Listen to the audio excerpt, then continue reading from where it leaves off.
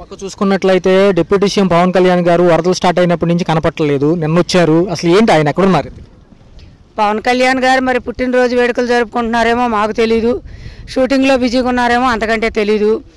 తర్వాత వాళ్ళు ఎలాగోలాగా తట్టుకొని కొంచెం ఆ నీళ్ళల్లో వెళ్ళి అయోధ్య నగర్ అటు మన రాఘవేంద్ర థియేటర్ వైపు వెళ్ళి పాల ప్యాకెట్లు తెచ్చుకుంటున్నారు పిల్లల కోసం. భోజనం మాత్రం అందట్లేదు, వాళ్ళని చూసేవాళ్ళు. పాల ప్యాకెట్ వచ్చి ఒక్కొక్కరు ఒక్కొక్క రకంగా, ఒక్కొక్కరు 100 రూపాయలు చెప్తున్నారు, 80 రూపాయలు చెప్తున్నారు, ఒకళ్ళు 150 రూపాయలు అమ్ముతున్నారు. వాళ్ళ ఇష్టం. అయ్యో పాపం వరదలో కొట్టుకుపోతున్నారే, మనం ఏమన్నా మన చేతనేది చేద్దాం అనే ఉద్దేశం వాళ్ళకి లేదు. రూపాయి ఎలా సంపాదించుకోవాలి? నా దగ్గర 5 కేజీలు బియ్యం ఉన్నాయి, ఈ 5 కేజీలు నాకు వచ్చి 500 కాదు 1000 రూపాయలు సంపాదించాలి, దాని మీద ఆలోచన తప్ప ప్రజలు ఇబ్బంది పడుతున్నారని ఎవరికీ లేదు. మరి నిజంగా ఆయన అన్నట్టు జనాల్లోకి వస్తే పవర్ స్టార్ వచ్చారని జనాలందరూ, ఇప్పుడు ముఖ్యమంత్రి గారు పర్యటిస్తున్నారు, బాగానే ఉంది, చాలా బాగుంది. కానీ ఆయన వచ్చాడని చెప్పి చంద్రబాబు నాయుడు గారిని ఆయన్ని చూడాలనే వాళ్ళు ఒక రకం ఉంటారు, ఇబ్బంది చెప్పుకోవాలని చెప్పి పరిగెత్తుకొచ్చే వాళ్ళు ఒక రకంగా ఉంటారు. చూసుకున్నట్లయితే ఒక పక్క ఐటీ శాఖ మినిస్టర్ లోకేష్ గారు మంగళగిరిలో తప్ప ఎక్కడా కనపట్టలేదు అన్నారు. ముందు మనం ప్రజలకి ప్రభుత్వ పనితీరు ఎలా ఉంది అనేది ముఖ్యం. ఒక నాయకుడు వచ్చి ఈ రోజులో నడిస్తే అంత మాత్రాన వరద తగ్గదు, ప్రజలకు ఆహార పదార్థాలు అందవు.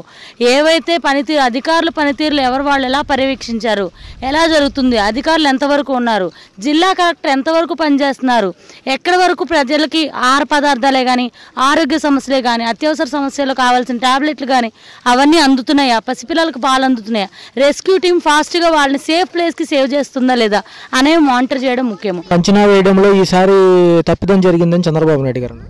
ఇప్పుడు సెంట్రల్ గవర్నమెంట్ మనతో టైప్ అవడం వల్ల ఎన్డీఆర్ఎఫ్ టీం కూడా మన వరకు వచ్చింది. ఇంకొకటి ఏంటంటే మనకు డిఫిషియన్సీ బోట్స్ ఒకటి లేకపోవడం ఉన్నారు.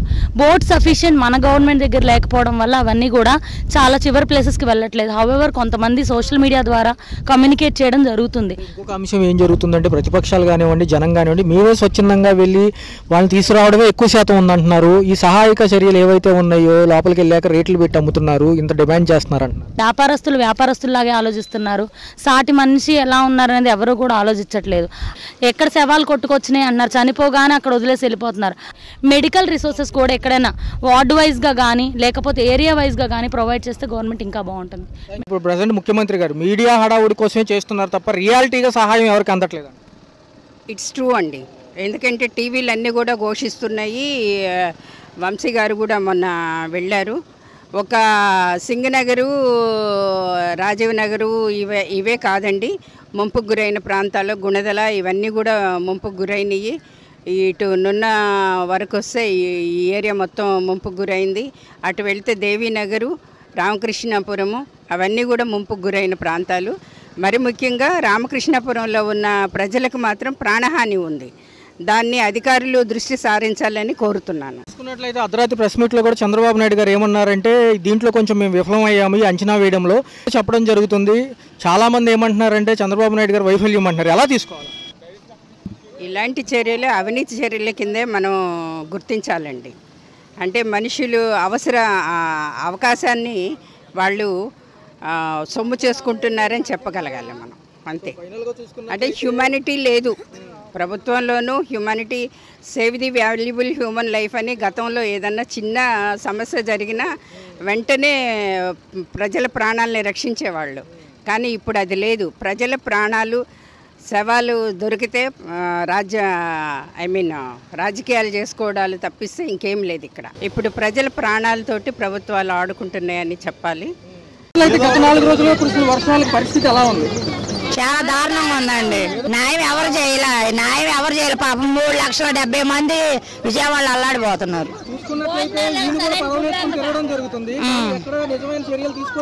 తీసుకోవాలి, ముఖ్యమంత్రి గారు తీసుకోవాలి. ఎంతవరకు సాయం పొందారంటారు అసలు ఈ వరదల్లో? ఏం సాయం అందరం మేము ఇళ్ళకాడే ఉన్న వరదలకి కట్టుబడిపోలేము. మాది కృష్ణానది పైన కట్టిన గోడ వల్లే బతికామంటున్నారు కృష్ణలంక వాసులు. ఆయన కరెక్ట్ చెబుతున్నారు కండి ఛానల్లో. జగన్మోహన్ రెడ్డి గారు కూడా రావడం జరిగింది. జగన్ అన్ని వచ్చి పరిపాలన చేశారు కదా, వాళ్ళందరినీ పరిపాలన చేశారు, మనుషులు ఇది చేశారు.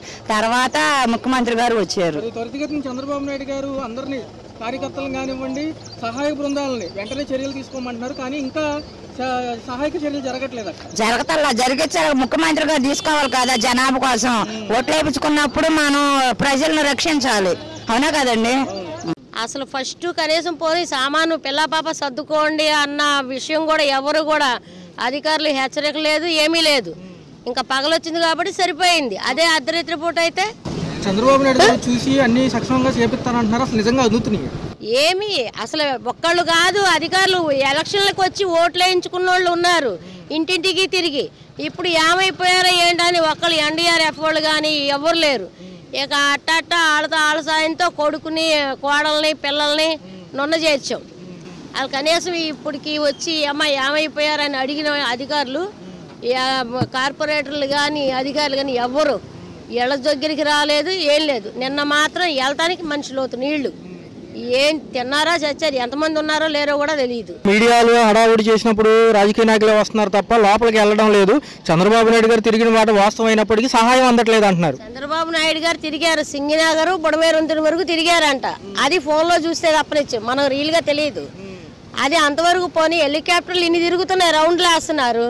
కనీసం తాళులతోనే ఎవరన్నా పోనీ డాబాల మీద తల ఒక 4 పంచుకోండి అమ్మా అని పెద్ద ప్లేస్ మీద ఒక 4 ఇంత అపార్ట్మెంట్ ఉంది 5th ఫ్లోర్ అట్లా దిగిపోని ఎవరన్నా వచ్చి దిగి అమ్మ చుట్టుపక్కల వాళ్ళు పంచుకోండి అమ్మా ఒక క్యారీ బ్యాగ్ అన్న అట్లా ఇవ్వచ్చుగా. అట్లా ఇచ్చిన వాళ్ళు కూడా ఎవరు లేరు.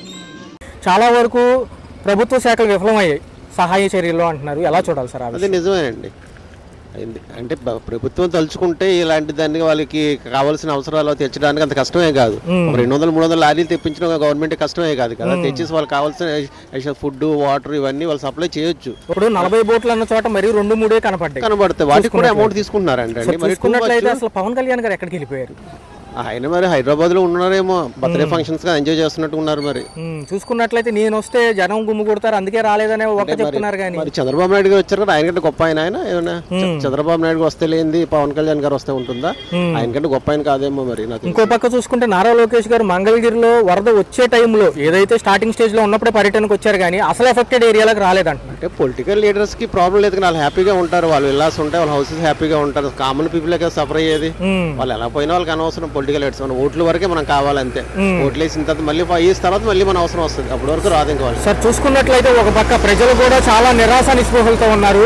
చూసుకున్నట్లయితే మన పక్క నుంచి ఇప్పుడు వెళ్తున్నాయి ట్రాక్టర్లు, స్వచ్ఛందంగా వీళ్ళు వెళ్ళి సహాయం అందిస్తున్నారు. ఒక పక్క ఏదైతే ఎన్డీఆర్ఎఫ్ వాళ్ళు బోట్లు వేసుకుని అక్కడ తిరగడమే చెప్పాలి, లోపలికి వెళ్ళడం లేదంటున్నారు. రీసెంట్లీ మా కొలీగ్ ఒక ఆయన మధ్యలో ఉండిపోయారు, అందరికి సీరియస్ గా ఉంది. ఫస్ట్ కాల్ చేస్తే మీ అడ్రస్ పంపించండి అన్నారంట. అడ్రస్ పంపించిందా మళ్ళీ ఫోన్ చేస్తే స్విచ్ ఆఫ్ వస్తుంది. చూసుకున్నట్లయితే అధికారులు ఎక్కడి వరకు పంపిస్తాం అంటున్నారు. హెల్ప్ లైన్లు కూడా కొంతవరకు కనెక్టివిటీ లేదంటున్నారు. అసలు లేదండి, పొలిటికల్ లీడర్స్ కానీ గవర్నమెంట్ కానీ చేసేది అయితే ఏం లేదు. ఉన్నదంటే స్టార్టింగ్ వరకు ఇస్తున్నారు, మెయిన్ రోడ్ లో ఉన్నంత వరకు. లోపల ఉన్న వాళ్ళకి ఏమీ లేదు. ఖచ్చితంగా ఏమంటున్నారంటే ప్రభుత్వాలు ఫెయిల్ అయినాయి ఈ విషయంలో అంటున్నారు. సార్ కంపల్సరీగా ఫెయిల్ అయ్యారండి. అలా ఇక్కడ పొజిషన్ చూడండి, 5 days అయింది. 5 days నుంచి ఇలాగే ఉంది. బయటికి వెళ్ళడానికి లేదు, లోపల రావడానికి లేదు. ఈ పరిస్థితి ఎలా ఉందండి దీనికి? సార్ చూసుకున్నట్లయితే క్లియర్ అవడానికి ఎన్ని రోజులు పట్టచ్చు సార్ సుమారు?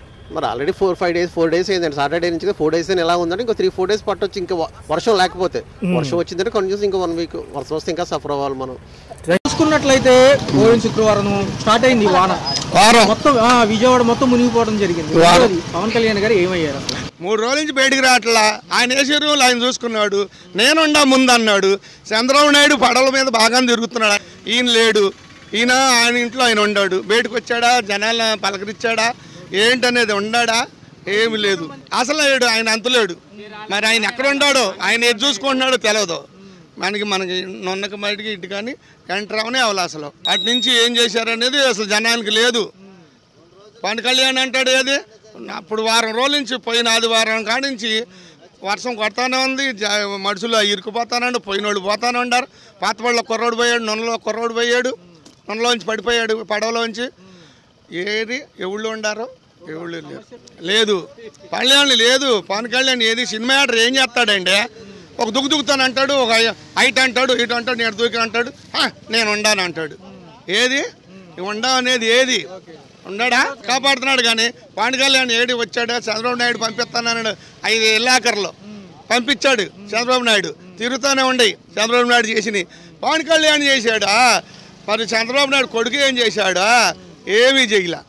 ఏమండే ఇంకా దగ్గర మనకు వారం పట్టిద్దండి నీళ్లు. ఎక్కడ చూసినా మళ్ళీ నిన్న ఇక్కడ నీళ్ళు లేవు. మాడికాపాకల కాడ మళ్ళీ వచ్చాడు నీళ్లు ఇప్పుడు రాత్రి వర్షానికి.